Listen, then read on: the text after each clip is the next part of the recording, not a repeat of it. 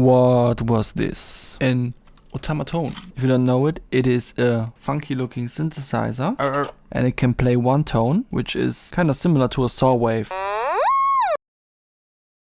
You can change the volume and you can change the octave. There is a lower octave and a higher one.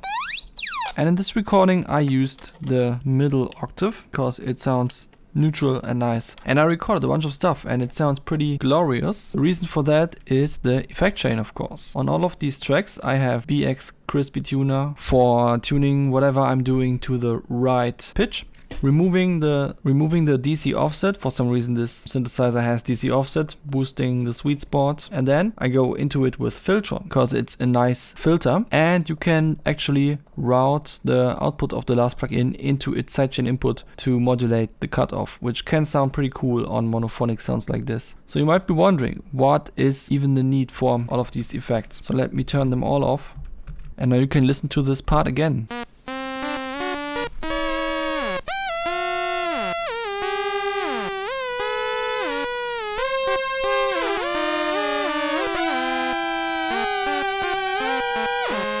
That sounded very nice. I love it. The reason why this didn't have the right pitch is because this instrument lets you play every pitch.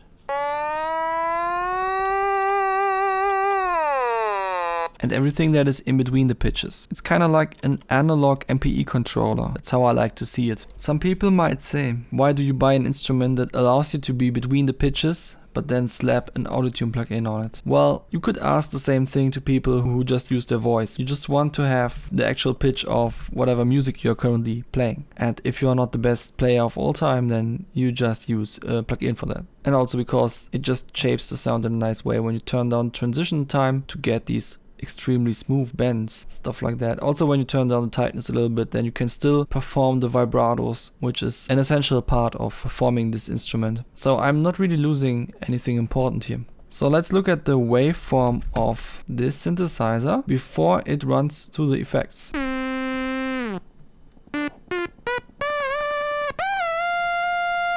So as you can see, this has like, I don't know if this is DC offset or just an incredibly asymmetric waveform, but what you can do against these kind of things, no matter if it's DC offset or asymmetry, is just applying a low cut.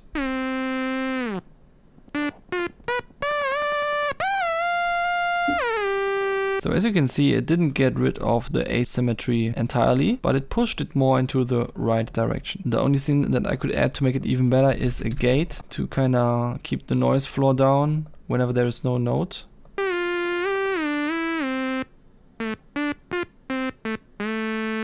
It's fairly easy to set up a gate for an Otamatone because an Otamatone doesn't have any dynamic or anything. That makes it the ideal instrument for being re-synthesized like this. Now it's time to further tweak this performance. I want to use Melodyne for that. I haven't tried this before, by the way, so I don't know what the journey will yield.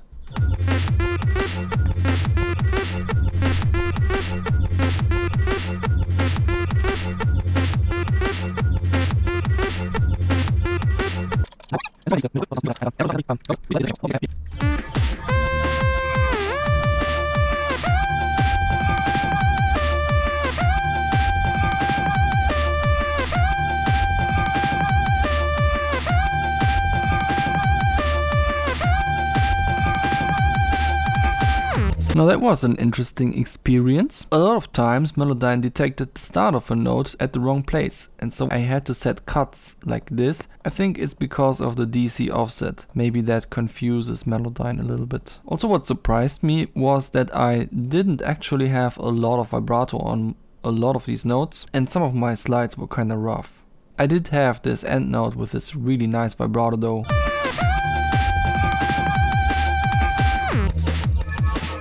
So now I just have to do that again with the other two tracks. So now I'm done melodyning my material and now it sounds like this.